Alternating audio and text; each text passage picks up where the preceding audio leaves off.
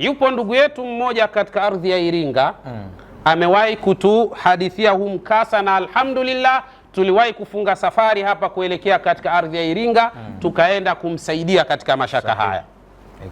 Ndugu yangu huyu siku moja alikuwa anatoka kazini kwake. Nataka watu hapa waelewe vizuri na wachukue tahadhari kubwa mno, na ndio maana Allah subhanahu wa ta'ala akatutahadharisha na vitu vya namna hii.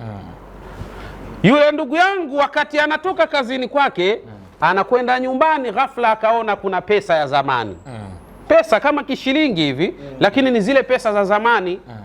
Alipokiona kile kipesa, kama hebu kwanza nikichukue hiki nini, katazama kipesa hiki, kakichukua kile kaenda nacho mpaka nyumbani, kakiweka katika dressing table yake, kaendelea na shughuli zake.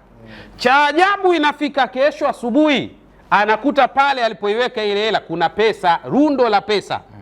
Kwa mujibu wake namna alivyotueleza ilikuwa milioni 7.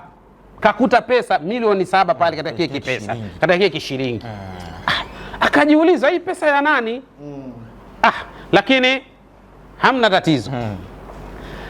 Haya, siku hiyo wamelala, wameamka siku ya pili anakuta tena milioni 7 pale pale. Kama mwanadamu akaanza kuingiwa na uoga. Hii bana, kweli fedha inakuja, lakini kuna usalama kweli? Hii pesa inatoka wapi? Mbona naanza kuingiwa na uoga sasa? Hofu ikaanza kumshika kama mwanadamu, na hasa ukiwa hujui kinachoendelea ni nini, lazima upate shida. Bora ungekuwa umekiandaa kitu hicho wewe mwenyewe, ungekuwa unajua ni jambo fulani. Basi yule bwana akaanza kupata shida. Cha ajabu sasa, alikuwa na mdogo wake anaishi naye pale nyumbani. Ghafla yule mdogo wake akaumwa kichwa sana siku hiyo. Haukupita muda mrefu kafariki yule mdogo wake. Pesa yanazidi kuja, lakini anapoteza familia. Yule bwana akasema, au tatizo la huyu ndugu yangu kuumwa mpaka kuondoka ni hii pesa? Yule bwana akaona isiwe tabu, ngoja nichukue ile fedha nikaitupe. Akaichukua ile pesa, kile kishilingi, akaenda nacho akukitupa. Kakitupa kile kifedha, karudi, anafika nyumbani kipo pale pale alipokitoa. Wallahi ni hatari sana. Naomba hapa muwe makini katika swala hili. Basi yule bana kachanganyikiwa. Mara mwanae mdogo alikuwa na miaka 2.5, na hivyo hivyo kaanza kuumwa. Hakuchukua hata muda, damu zinatoka puani, zinatoka masikioni, amefariki. Yule bana kazidi kuchanganyikiwa. Kila akiitupa ile fedha inarudi. Anayerudisha hiyo fedha yeye hamuoni, lakini anaikuta fedha iko pale alipoitoa, na fedha zinazidi kuja. Wallahi ni hatari sana shekhe. Yule bwana kachanganyikiwa. Katika kuhangaika ndio akaja akakutana na mtu mmoja, akamwambia bwana, kuna ndugu zangu, jamaa zangu. Akatuhadithi yule bwana mkasa wake.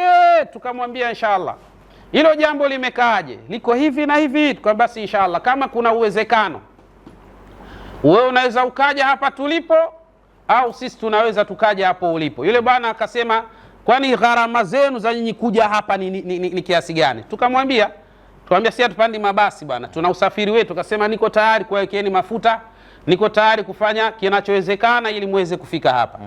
Basi yule bwana akafanya utaratibu huo. Huu ni mwaka wa 4 sasa kutoka matukio haya yametokea. Basi baada ya kufanya utaratibu, sisi tumeenda tumefika mpaka pale.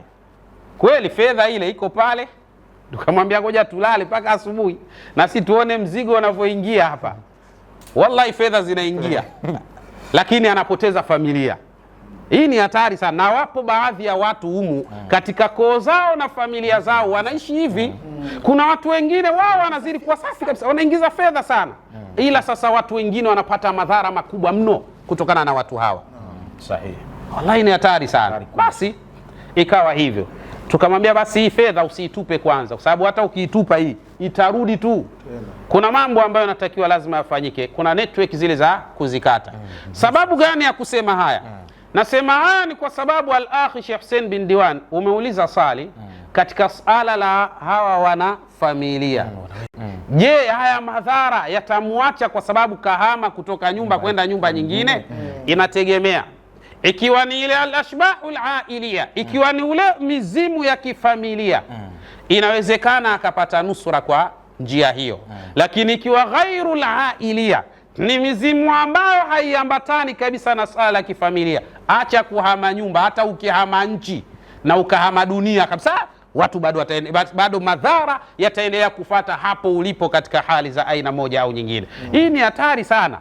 Hata ukihama nchi, acha nyumba, kutoka hapa ukahamia nyumba nyingine, hata ukihama nchi na ikawezekana ukahama na bara kabisa, bara la Afrika, ukakimbilia Ulaya au ukakimbilia Asia au ukaenda bara lolote, wakiamua hawa wazee, mzee hautoboi huko ulipo. Ndio utaona kuna mtu mwingine kakimbia kwao, akahisi labda kukimbia kwangu kunaweza kukanifanya mambo yangu yakaenda sawa.